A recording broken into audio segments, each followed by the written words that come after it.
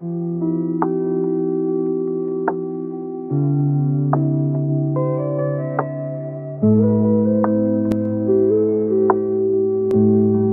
dans Désir sur Canapé, le podcast où nous explorons le désir d'enfant et les chemins vers la parentalité.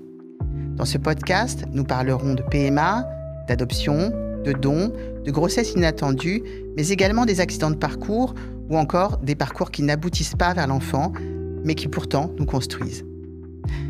Dans ce podcast, nous parlerons de toutes les émotions qui existent et qui nous traversent avec bienveillance, sincérité, comme dans une véritable séance de psy, comme dans mon cabinet, pour pouvoir mieux comprendre, écouter, mais surtout épauler ceux et celles qui traversent ces parcours si difficiles.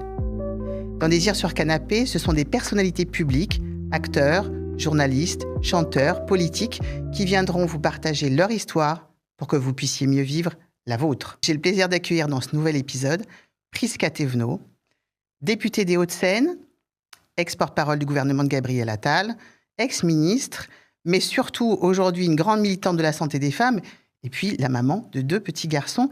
Bonjour Prisca. Bonjour Déborah. Merci beaucoup d'avoir accepté de venir ici. Alors, on va pas mentir aux auditeurs, on se connaît très bien, on mène des combats ensemble.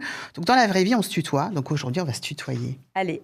Merci beaucoup en tout cas d'être là. Merci à toi pour ce moment, ça fait du bien aussi de prendre le temps de se poser pour raconter. Alors on va raconter aujourd'hui ton histoire, ton parcours, ton désir d'enfant. Et j'allais te dire, je vais te laisser dans un premier moment, toi, expliquer cette histoire-là. D'où commence ce désir d'enfant? Quand est-ce qu'il naît dans ton esprit? On remonte à loin, a priori, parce que je connais un peu l'histoire. Et puis, je vais te laisser dérouler ça. Et puis après, on va revenir sur des moments de ce parcours-là. Eh bien, de façon assez simple, je ne pourrais pas te donner un moment précis où ce désir d'enfant est arrivé chez moi, puisque je crois qu'il a toujours existé. Je me suis toujours projetée petite, avec des enfants, entourée d'enfants. Je me suis jamais posé la question, en fait. Sauf qu'elle s'est posée à moi. De quelle manière sans que je le demande. Sur une des premières consultations gynécologiques que j'avais eues, j'étais très jeune, puisque j'ai été une jeune fille très tôt, vers 10 ans et demi à peu près. Et comme les mois passant, je n'étais pas régulière, de façon assez simple, mes parents, ma mère et mon père m'ont dit il faut consulter, c'est important, etc. Et sans que je ne comprenne trop pourquoi ni comment, au fil des examens et d'une énième prise de sang, ma gynécologue de l'époque me dit un peu à brûle-pourpoint, donc tout ça, j'ai à peu près 11 ans, 12 ans, me dit à brûle-pourpoint, dis donc, les résultats sont pas très bons, ce qui est pas très grave, donc on va faire en sorte que vous soyez régulière, mais vous n'aurez pas d'enfant, ou en tout cas, vous allez avoir du mal. Et puis après, elle me dit, ça coûte tant, la consultation, machin. Ça s'est à peu près passé comme ça. Cette consultation, tu es avec un de tes parents ou tu es toute seule? Non, ce qu'on faisait, c'est que mes parents, en l'occurrence, je crois que c'était ma mère ou mon père, je sais plus, étaient dehors, et comme ça, je pouvais faire ma consultation normale, si j'avais des questions, etc., de façon assez simple, mais je crois que c'était ma mère était dehors dans la salle d'attente. Donc elle n'entend pas elle n'entend pas à ce moment-là. Et donc moi, je prends cette information-là, je suis vraiment une gamine, quand j'y repense, je suis une enfant. Un truc que je n'avais pas demandé, qui me tombe comme ça, mais vraiment comme un passe-moi le sel, et puis sans accompagnement, sans rien, puis je ressors, un peu sonnée, j'en parle un peu comme ça à ma mère en sortant, en disant, tu sais ce qu'elle m'a dit, elle m'a dit ça. C'était ma mère. En me disant, mais tu sais ce qu'elle m'a dit, elle m'a dit ça. Et ma mère ne comprend pas vraiment, parce que c'était pas l'objet en plus du rendez-vous. Elle me dit, mais non, puis elle me dit, mais n'importe quoi. Pas en banalisant, mais presque en se disant que j'ai peut-être pas compris. Et puis, je creuse pas, et l'information était tellement violente que je l'ai enfouie. Mais je l'ai gardée. Et donc, j'ai grandi avec ça, en évitant soigneusement d'avoir le moins de rendez-vous possible avec un médecin, pour éviter cette réalité. Ce que je garde, et tu le sais, Déborah, encore un peu aujourd'hui que j'ai 40 ans, j'ai beaucoup de mal à spontanément aller voir un professionnel de santé, alors que je dis à tout le monde qu'il faut y aller, parce que j'ai toujours peur d'avoir une information à laquelle je ne suis pas préparée, et qu'on m'aurait donnée sans en plus m'expliquer pourquoi, ni m'assurer un suivi. Donc ça a laissé un traumatisme, en fait. Je l'ai encore. Hein. Je l'ai encore, ce traumatisme.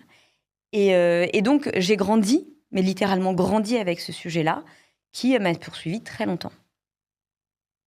Donc Et voilà. alors, qu'est-ce qui se passe derrière, une fois qu'on nous dit ça, comme tu le dis très justement? C'est dans la tête, c'est dans un coin de la tête. Bon, ça ne prend pas tout l'esprit, mais ça existe. Oh, ça existe Mais quand même.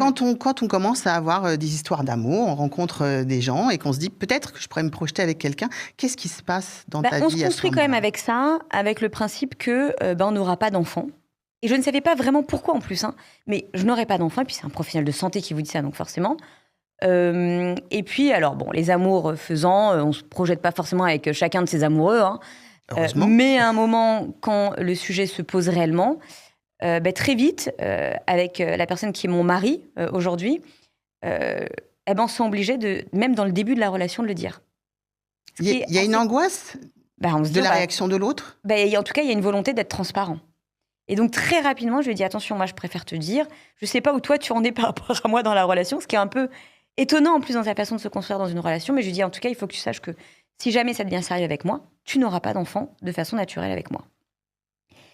Et puis, la conversation se fait, et tout de suite, il me dit, mais tu sais, il y a plein de manières d'avoir des enfants, pas forcément naturels.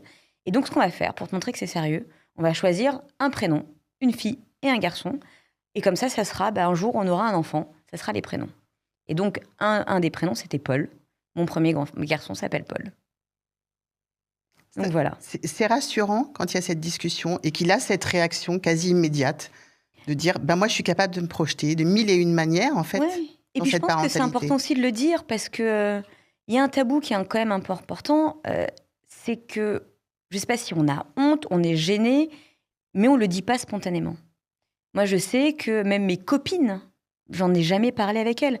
Alors qu'on peut se dire, on peut se parler on peut se parler d'histoires d'amour, on peut se parler de problématiques au travail, on peut se parler d'un tas d'objets, d'un tas de sujets personnels.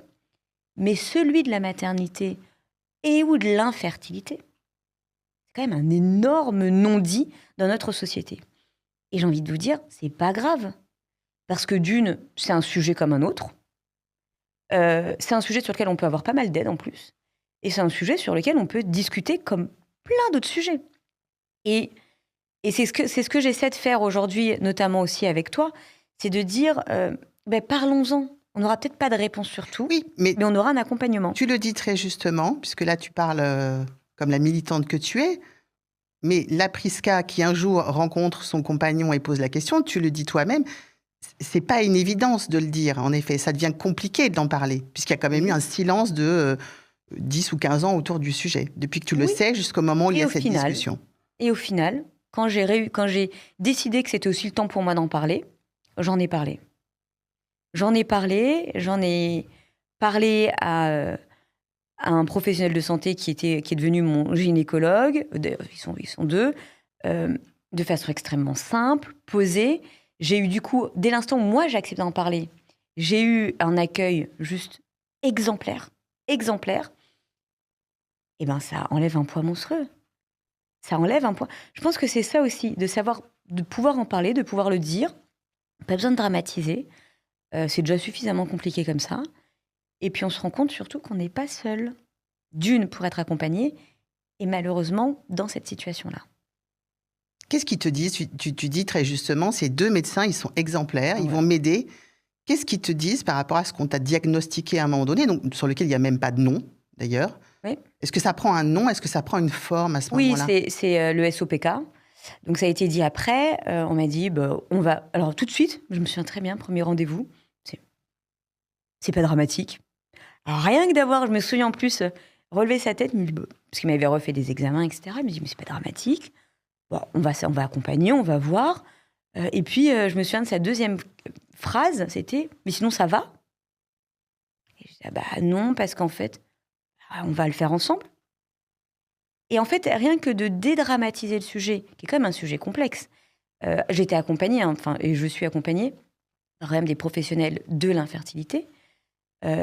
Et en fait, rien que de dédramatiser, de dire « Attendez, on va y aller ensemble, étape par étape », ça fait du bien. Ça fait vraiment du bien par rapport... Et ça m'a fait le sujet de cette phrase qui est restée quand même importante, comme si c'était un coup près qu'on m'avait imposé, puis d'un seul coup, choups, ça a ses apports, on permet d'en parler, on ne dit pas que forcément on va avoir une solution, mais en tout cas, on dit qu'il y a un chemin. Et donc ça, c'est très agréable. Donc cette petite phrase, elle devient un mantra pour le parcours qui suit.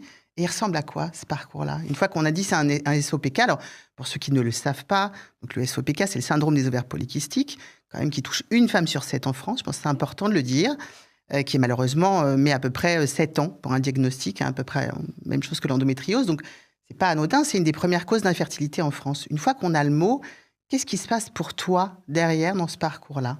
Moi, il y a tout simplement le sujet. Donc, c'était à peu près 1 an avant mon mariage. Et puis après, mon gynécologue me dit est-ce que vous avez un désir d'enfant tout de suite? Enfin, je l'ai toujours eu, mais est-ce que vous voulez un enfant maintenant? Moi, je dis non, je suis jeune mariée, je commençais un nouveau job, j'avais 28 ans. Je me suis dit bon. Et il m'a pas mis la pression. Il m'a jamais dit ma chérie, déjà que ça va être un peu compliqué ton truc. Ça, j'irai si pas en te plus, traîner. si en plus tu veux prendre le temps de réfléchir, tout de suite pas de souci, et voilà. Et puis, c'était pas très longtemps avant que j'apprenne que j'étais enceinte. Alors, j'arrive même pas encore à savoir s'il y a un oubli de pilule, pas pilule, etc. Je sais pas. Je prenais la pilule à l'époque. Et puis, il s'avère que je tombe enceinte. À peu près 1 an après ce fameux rendez-vous. Je fais un test de grossesse, je l'appelle. Il me dit, bon, pas de précipitation, tu vois comment ça en est, où ça en est. Tu fais une confirmation quand même par une prise de sang. C'était pile au moment des vacances, du mois de juillet. Il m'a dit, t'as prévu de partir? Je dis oui. Écoute, de manière, t'as mon numéro, pars tranquille. Mais bon, si jamais ça tient pas, c'est pas grave. En revanche, t'as un problème, tu me dis. Donc il me dit quand même, prends avec toi des examens de santé si tu vas en dehors de France. Et puis on se voit à la rentrée pour voir ce qu'il en est. Donc en plus, même sur ça, entre guillemets, sans se le dire, on se dit entre nous que ça va pas tenir. Mais comment tu l'accueilles, du coup? Il y a à la fois la très belle nouvelle de cette moi, je me grossesse dis, inattendue, mais il y a aussi un peu le coup près, ça peut s'arrêter. Oui, mais c'est arrivé. Et en fait, dans notre échange, c'est plutôt ça. Quand même, c'est arrivé. Donc, sans que tu le veuilles en plus, c'est arrivé. Donc, pour moi, c'est déjà une super nouvelle. Et on l'accueille dans notre échange comme ça. Donc, déjà, ça fonctionne au moins sur une partie de l'étape, quoi. Voilà. Donc, je pars en vacances et il me dit... Puis je lui dis, je me souviens très bien, je lui dis, je le dis ou pas? Il me dit, fais comme tu le sens. Il dit, peut-être vis-le déjà, vivez-le entre vous déjà. Et comme on part en vacances, on se dit, bon, l'été passe, je reviens, et donc pile le jour où j'ai rendez-vous avec lui pour voir où ça en est, j'ai des saignements. Donc j'étais dans la salle de bain, j'ai un peu la réponse de ce qui va se passer, quoi. Puis j'arrive, puis alors, hop, et puis il me dit, oh là là, il y a un nombre de kystes, on ne voyait pas, en fait. Il ne voyait pas. Il me dit, je vois rien. Et puis finalement, on voit, ouais, mais il y a quand même beaucoup de kystes. Puis il me dit, mais non, c'est encore là. Alors, je lui dis pas c'est encore là, mais la grossesse est là. Et donc, il faut quand même que tu ailles faire une certaine échographie, etc., pour savoir où ça en est, parce qu'il y a quand même beaucoup de kystes, mais vraiment beaucoup. Bon, mais il n'y a toujours pas c'est pas la joie, mais on dit c'est encore là. Bon, étape après, comme il m'avait dit quelque part 1 an avant, étape après étape. Et juste, je me souviens, j'allais prendre, parce que c'était dans un autre cabinet pour faire cette échographie un peu spéciale. Je me souviens plus du nom, je le dis assez simplement. Et je me souviens que j'étais dans la voiture en train de me garer. Juste en descendant, je vois qu'il m'avait essayé de me joindre. Et je prends, il me dit, juste pour info, en général, le professionnel te fait entendre le cœur. Peut-être qu'il va pas te demander. Il me dit, préviens juste si toi, tu as envie ou pas d'entendre. Et rien que ça, c'est pas anodin. Pour une grossesse dont on ne sait pas si elle va rester. Je rentre dans ce cabinet. Et je dis au professionnel, alors moi je lui dis du coup, comme je savais, je lui dis, je ne veux pas entendre le cœur. Et le professionnel semble m'entendre, mais bon. Il me dit, oui, la grossesse est encore là, compliqué, on verra. Et il me fait écouter. Alors que tu as indiqué que tu ne le voulais pas. Et que mon gynéco m'avait dit, attention, tu peux demander à ne pas l'entendre. Parce que de manière, il le voit, donc tu n'as pas besoin forcément. Tout à fait. Bon, je dis rien. Là, je suis là, bon, pas cool. Mais vraiment pas cool. C'est pour ça que je dis aussi, il y a la relation humaine qui est importante. Je suis pas en train de dénoncer ce professionnel de santé, mais je te fais une demande, je vois pas en quoi... Elle n'est pas respectée. Elle n'est pas respectée. Donc je rentre, je fonds à larmes dans ma voiture. Et spontanément, j'écris à mon gynécologue par mail, je lui dis, si à un moment vous avez 1 minute dans la journée, juste pour que je vous en parle. Et il m'appelle dans la journée, entre 2 rendez-vous. Il me dit, bon, c'est pas grave. Bon, en tout cas, t'as entendu, hein. Pas grave, tu vois. Il me dit, tu vois, ça fonctionne, hein. Et toujours ce côté positif. Toujours ce côté positif. Qu'est-ce que ça fait chez toi au moment où tu entends le cœur, alors qu'en effet, tu dis « je ne le veux pas », tu l'entends, qu'est-ce que ça produit? Peut-être un espoir qui va être douché très rapidement.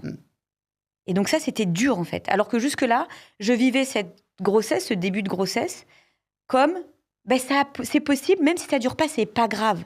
Et là, je me suis dit, en fait, non. Là, ça y est, j'ai entendu. Comment je vais accepter si ça dure pas? Ça devient réel. Et voilà. Et finalement, ça a tenu. Un petit guerrier, ça a tenu et ça s'est passé. Mais du coup, j'avais écrit au professionnel, je lui avais écrit un mail, je lui avais dit, faites attention quand il y a une demande. Après ça peut arriver, vous n'avez pas fait attention, mais dites-le à ce moment-là. Hop, je savais. Mais moi, vous m'avez fait entendre, vous m'avez rien dit, vous m'avez vu presque en larmes sur votre truc. Oui, c'est important. On n'est pas des machines, vous n'êtes pas une machine. Il y a besoin d'une relation importante, surtout quand vous savez que vous avez un dossier qui n'est pas évident. Et donc, j'avais répondu et le professionnel avait répondu aussi, en me disant, oui, effectivement, je prends note. Donc, je pense que c'est important aussi de dire quand il y a des loupés. Oui, c'est important. Et surtout d'abord pour soi. Et puis le professionnel. Et puis pour le professionnel, pour qu'il puisse éventuellement et il avait reconnu. Évoluer, parce qu'il n'avait peut-être pas pris conscience de l'importance de ce moment-là ou de l'histoire qu'il y a autour. Et il avait reconnu. Enfin, je vous parle d'un truc quand même qui a 12 ans maintenant. Hein. Ça a beaucoup évolué en si peu de temps, mais il y a 12 ans, ce que je suis en train de dire, c'était un ultra tabou. Hein. Moi, c'est parce que j'étais soutenue par mon gynéco que je me sentais la capacité de dire les choses sans manque de respect et juste en disant, voilà. Aujourd'hui, ça paraît complètement fou de se dire ça, mais c'est heureusement que ça a quand même beaucoup évolué. Et donc, je fais ma grossesse d'une façon extrêmement étonnante, mais d'une zénitude absolue. Ce qui devait être compliqué d'entrer dans la grossesse, finalement, l'est. Ce qui devait être une grossesse quand même sous vigilance, finalement, s'avère à ne plus l'être. Et puis, je vis pleinement cette grossesse, même peut-être trop pleinement, puisque je prends plus de 28 kilos. Il fallait la montrer. Non, il fallait la vivre. J'étais bien, j'avais pas envie de me freiner, j'avais envie... Et puis, je me disais, ça sera peut-être ta seule grossesse, en fait. Voilà ce que je me disais à l'époque. Donc, je vis cette grossesse pleinement, en ayant de temps en temps peut-être aussi peur de plein de choses. Je me souviens prendre un dodan en voiture. Pour moi, c'était... on sait jamais. Enfin, non, mais je dis des trucs qui paraissent complètement dingues, mais en vrai, non. Non. J'avais non, peur. parce que la majorité des femmes ont des angoisses et qu'il n'y a rien d'idiot dans ces angoisses-là. Et j'avais ma témoin de mariage qui avait perdu un bébé à 7 mois de grossesse. Donc, en fait, voilà, toutes ces histoires-là. Je n'ai pas vécu dans une surprotection, mais j'ai fait très attention. C'est-à-dire que même là, récemment, j'ai une très bonne amie qui m'a annoncé sa grossesse. Hop, tous les automatismes sont revenus. Alors là, tu vois, le B9, le machin, tout est revenu automatiquement, quoi. Et je lui ai dit, je te fais pas ça pour te mettre une pression, mais juste pour te dire, j'ai eu cette pression, ne te la prends pas forcément, mais vis-le pleinement. Et donc moi, oui, j'avais pris plus de 28 kilos, je crois. Franchement, c'était génial. Ah oui, alors ma grossesse, on pouvait pas la cacher, hein, je peux vous dire franchement. Mais voilà, et donc j'ai vécu cette grossesse, mais vraiment, ça a été un moment, mais j'ai adoré être enceinte, adoré. Mon accouchement s'est plutôt bien passé, même très bien passé en vrai. L'après-coup, non. Étonnamment, je devais être la femme la plus heureuse du monde. J'avais un bébé en bonne santé, un mari ultra bienveillant qui était là, qui a pris à l'époque plus que son congé de paternité, qui n'avait pas encore été augmenté d'ailleurs, parce que c'était en 2014, mais qui avait pris, qui était disponible, etc. Et en fait, j'ai fait une dépression postpartum assez violente, qui n'avait pas encore de nom, parce que je ne savais pas ce que c'était vraiment. En fait, je me suis retrouvée avec peut-être ce trop-plein de tout va bien, etc. Mais en fait, je suis fatiguée, je ne comprends pas ce qu'il y a à mon bébé parce qu'il avait, un problème, pas un problème, mais un truc assez fréquent chez les petits garçons de système digestif pas encore bien formé. Donc, il vomissait beaucoup, il prenait pas beaucoup de poids. Mais au-delà de ça, c'était normal. Et donc, j'ai fait une vraie dépression postpartum. Une vraie bonne dépression postpartum. Donc, comment tu arrives à t'en rendre compte? Parce que certaines femmes ne se rendent pas compte au bout d'un moment qu'elles vont mal. Je m'en suis rendu compte après coup. C'est après coup. Ouais, je m'en suis rendu compte au bout d'un an. Parce qu'en plus, on ne peut pas le dire. Pour tout le monde, on a la vie parfaite. On a un mari qui vous aime. On a un enfant alors qu'on n'était pas censé en avoir. Tout va bien, on a un job. Tout roule. Et en fait, non, tout roule pas du tout. Moi, par moments, j'avais juste envie de dire stop, je suis pas heureuse en fait, les gars. mais comment vous dites ça à des gens qui considèrent qu'en fait, tout va bien? Donc, je n'en ai parlé à personne, même pas à mes amis. Je n'en parlais pas à mes amis. Même encore aujourd'hui, je crois que je leur ai pas vraiment parlé. Non Mais pas ils vont le parce qu'ils étaient... découvrir. Oui, et puis parce que c'est fait maintenant. En revanche, la seule personne avec qui j'en parlais vraiment, c'était avec mon mari, qui m'a accompagnée, qui m'a aidée, qui a accepté le fait d'avoir une personne en face de lui qui lui dit « Tout va bien dans ma vie, mais je suis pas heureux ». Et ça, c'était cool. Et même, je vois que du coup, ma relation avec mon bébé n'a pas été la même qu'avec, parce qu'effectivement, j'ai eu la chance d'avoir un deuxième enfant après, qu'avec mon deuxième. Qu'est-ce qu'il y a de différent dans cette première grossesse? Parce qu'en fait, pas la grossesse. La grossesse, les deux étaient vraiment parfaites. Dans ce premier Dans bébé cette qui arrive, deuxième maternité, sur la première maternité, je m'en voulais auprès de mon enfant. C'est un sentiment de culpabilité qui ne vous lâche pas. En se disant, j'ai la chance de t'accueillir, t'es un bébé parfait, exemplaire, mais vraiment parfait. C'est un bébé parfait qui faisait ses nuits à 2 mois, enfin franchement, top, qui rigolait tout le temps, qui souriait tout le temps, enfin franchement, top. Et moi, j'étais pas bien. Et donc, c'est un double sentiment de culpabilité, en fait. Et on s'enferme, on se replie un peu. C'était voilà. Et donc, oui, sur ma deuxième maternité, comme j'étais un peu plus au fait de tout ça, il y a des choses que je voulais faire différemment. Je l'ai vécu différemment. Mais voilà, encore plein de sujets tabous où on a le droit de dire ça va pas. Et je vous parle d'un truc d'il y a 12 ans. Donc oui, encore aujourd'hui, on dit oui, c'est normal de ne pas sortir de la maternité en étant super, nanana. Il y a 12 ans, on ne se disait pas ça en fait. Non. Enfin, fallait que ce soit parfait, fallait que ce soit génial, fallait que tout soit nickel, etc. D'autant plus quand on était censé pas avoir d'enfant et qu'on en avait un. Et c'est pour ça que je dis oui, il y a encore beaucoup de chemin à faire. Mais déjà, acceptons qu'on en a fait un grand nombre.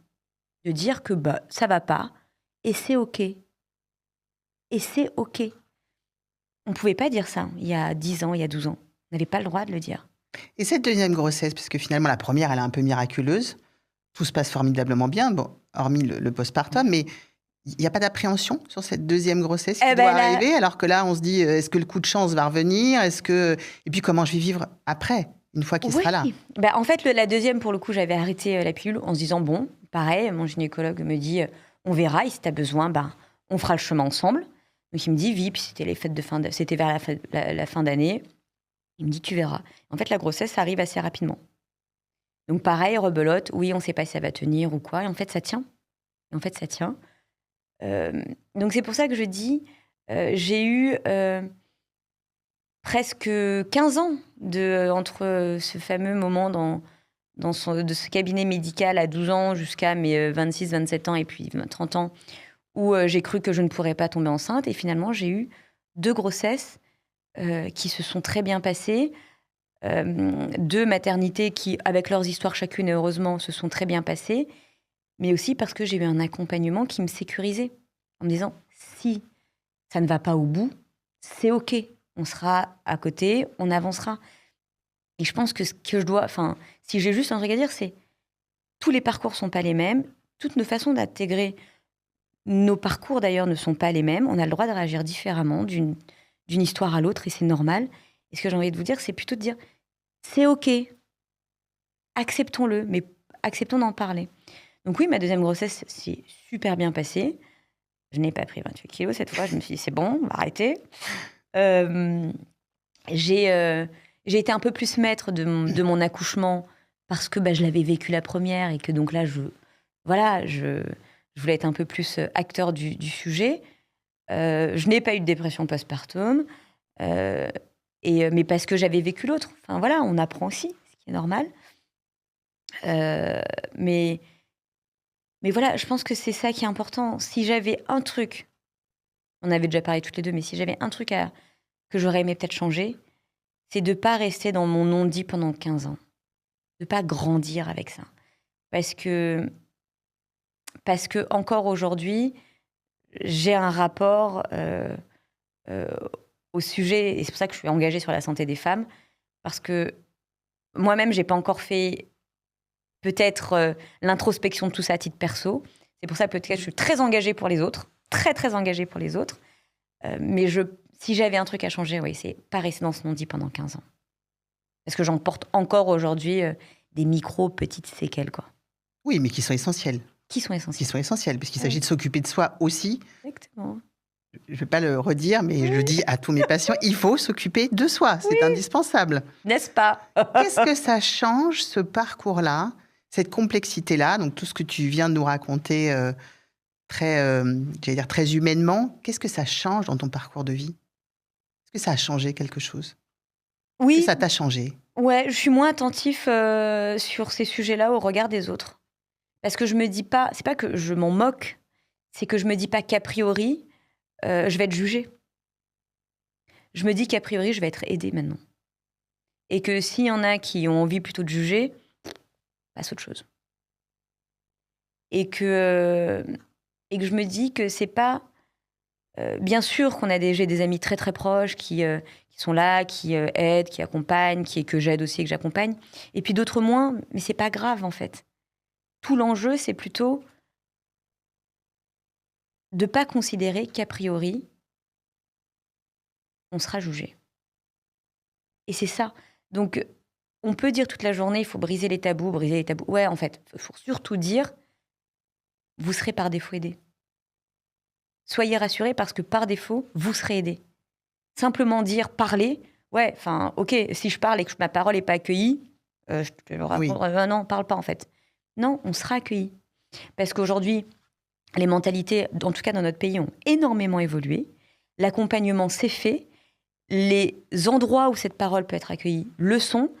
Et donc, je pense qu'on est dans une société mature et mûre pour accueillir ces paroles sur l'infertilité, sur la parentalité en général. Et quand je dis parentalité, c'est maternité et paternité, les deux, hein, c'est important. Et que je pense qu'aujourd'hui, ça y est, la France est prête. Donc, soyez rassurés, allez-y, vous aurez toujours une capacité à être entendu et accompagné. Donc ce combat que tu mènes aujourd'hui, c'est un peu une conséquence de tout ça? Bien sûr, c'est une conséquence de tout ça. J'ai pu faire des erreurs, j'espère que d'autres ne les feront pas. Moi, je vois qu'il y a beaucoup de gens parce que je gère moi-même mes réseaux sociaux, qui m'écrivent en message privé, en me disant « Ah, ben ça… » Alors, j'ai aussi bien des papas, des mamans, des femmes, des hommes. J'ai aussi beaucoup de grands-parents qui m'écrivent. Pour quelle raison, des grands-parents? En me disant « Bah, moi, mon fils ou ma fille ou mes enfants sont dans des parcours pas forcément évidents, ils n'osent pas en parler. Moi, ils m'en ont parlé. Mais du coup, merci de dire que c'est pas évident. Et je pense que c'est ça qu'il faut aujourd'hui pouvoir dire. On a cette capacité à pouvoir en parler globalement, pas forcément auprès de celles et ceux qu'on croit d'abord a priori, mais de façon générale. Et je pense que notre société est prête, vraiment, elle est prête. Alors, on arrive presque au bout de notre entretien, mais j'aimerais que tu prennes un petit temps, face caméra, pour soutenir ceux qui sont en difficulté aujourd'hui ou qui sont dans des parcours un peu compliqués. Qu'est-ce que tu auras envie de leur dire? Comment tu auras envie de les aider aujourd'hui? Déjà de te remercier pour créer ce moment où on peut se parler. En plus, on est à l'aise, on est confortablement assis, c'est très agréable. Déjà dire, il n'y a pas de fatalité. Il n'y a absolument pas de fatalité dans la capacité à pouvoir parler de parentalité, dans tout ce que ça veut dire, aussi bien quand on est une femme que quand on est un homme aussi. Et vraiment, j'insiste parce que la parentalité ne doit pas se résumer à simplement le corps de la femme.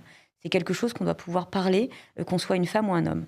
Et ensuite dire, dans la société dans laquelle on est, c'est-à-dire la société française, tous les modèles de famille sont acceptés et acceptables et à accompagner. Donc parlez-en, soit à des professionnels de santé, soit, et où d'ailleurs, à des associations, à des collectifs, à des personnes comme Déborah qui peuvent vous aider. Et moi, je peux le dire assez simplement, sans tout dévoiler, mais que j'ai orienté un certain nombre de personnes qui avaient aussi besoin de temps en temps de poser les valises et de pouvoir en parler chez Déborah. Je pense que c'est ça aussi qu'il faut dire. On n'est pas forcément censé tous penser la même chose, tous voter de la même façon, mais en revanche, on doit être en capacité de tous s'accompagner et de s'écouter sans se juger. Et donc, je pense que le réceptacle que tu es en train de créer permet cela. Et moi, j'ai envie de vous dire, surtout, il faut dire merci à Déborah de le faire. C'est adorable, mais c'est pas de moi dont on parle aujourd'hui. Oui, mais c'est c'est de important. Toi. Oui, mais c'est important aussi de dire que on n'affronte pas tous ces sujets-là si on est tout seul. D'accord. Et on n'est pas forcément en couple, déjà. On a le droit de vouloir aborder la parentalité sans être en couple. Et c'est heureux. Et donc, on a le droit de trouver une aide ailleurs, que ce soit dans sa famille proche, des amis proches ou ailleurs. Et ça, c'est OK aussi de le dire. Merci beaucoup, Prisca, pour ce moment. Donc, comme vous l'entendez, on a eu beaucoup d'humanité, une histoire fort complexe, mais en même temps fort heureuse, et puis qui donne un combat extraordinaire. Je le dis, je le souligne, parce que c'est rare, les gens qui s'engagent sur la santé des femmes aujourd'hui. On est de plus en plus nombreux, mais c'est encore très compliqué. Donc, merci infiniment. Écoutez, j'espère que cet épisode, en tout cas, vous aura touché comme moi il me touche, parce que c'est un combat que nous menons. Je vous dis à très bientôt. Et surtout, n'oubliez pas, nous sommes très nombreux, comme vous l'avez constaté, à être concernés par cette question. Donc nous, on se retrouve dans un nouvel épisode de Désir sur Canapé. Je vous dis à très bientôt.